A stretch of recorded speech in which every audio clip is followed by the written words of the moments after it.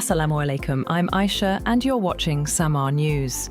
Here are today's headlines. In New York City, Zohran Mamdani, a 34-year-old Democratic socialist, has won the mayoral race, capping a meteoric and unlikely rise from an anonymous state lawmaker to one of the country's most visible Democratic figures. And in Virginia and New Jersey, moderate Democrats Abigail Spanberger and Mickey Sherrill won their elections for governor with commanding leads, respectively. Democrats have swept a trio of races in the first major elections since Donald Trump regained the presidency, elevating a new generation of leaders and giving the beleaguered party a shot of momentum ahead of next year's congressional elections. New York City Mayor-elect Zohran Mamdani has wasted no time calling out President Donald Trump, formally kicking off the battle that will likely define relations between the 34-year-old mayor and the president whose celebrity is tied to the city.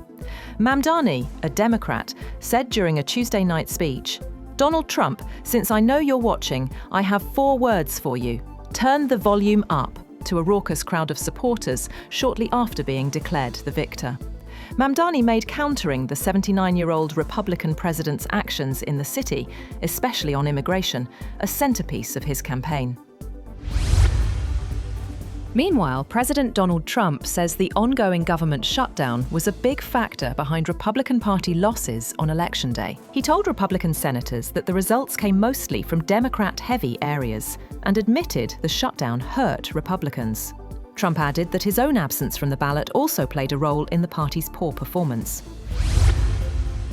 On the other hand, United States Supreme Court is set to hear arguments on the legality of President Donald Trump's sweeping tariffs in a case that could reshape global trade policy and test the limits of presidential power. Lower courts had earlier ruled that Trump exceeded his authority by using a 1977 emergency law to impose the tariffs. The challenge has been brought by 3 business groups and 12 US states, mostly Democratic-led.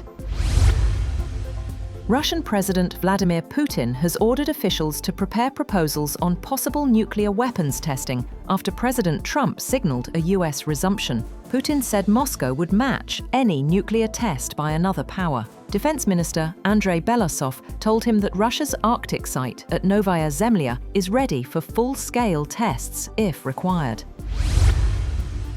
Russia says its forces are advancing north inside the Ukrainian city of Pokrovsk and clearing out Kyiv's troops in a drive to take full control of what has been an important transport and logistics hub for the Ukrainian army. Ukraine has acknowledged its troops face a difficult position in the strategic eastern city, which Russia has been trying to capture for more than a year, but denies they are surrounded and says reinforcements are on their way.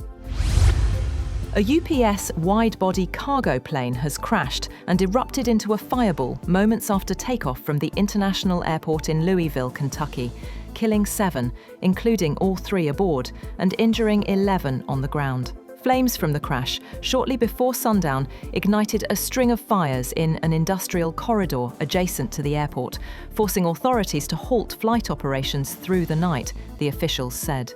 The Louisville airport was expected to reopen on Wednesday morning.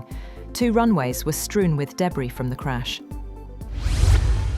The United States has drafted a United Nations resolution that approves a 2-year mandate for a Gaza transitional governance body and an international stabilization force in the Palestinian enclave. The draft, which is still being developed and could change, was shared with some countries this week, but has not yet been formally circulated to the 15-member Security Council for negotiations, diplomats said. It was not immediately clear when Washington planned to do that.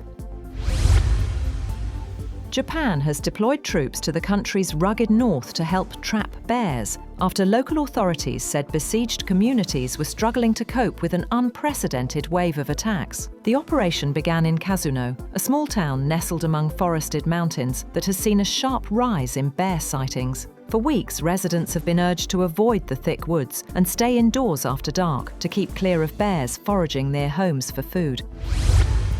2 French citizens have been freed because of Islamic clemency and are still in Iran. French President Emmanuel Macron said on Tuesday that Iran released Cécile Kohler and her partner Jacques Paris, who were detained in Iran for over 3 years and were convicted of spying. Iranian Foreign Minister Abbas Araghchi said the two are currently at the French embassy in Iran, adding an Iranian woman freed by Paris earlier this year is at the Iranian embassy in France. China will suspend its 24% additional tariff on US goods for 1 year, but retain a 10% levy, following last week's meeting between President Xi Jinping and US President Donald Trump. The State Council's Tariff Commission also announced China, the world's top agricultural buyer, will lift some tariffs of up to 15% on US agricultural goods from 10th November.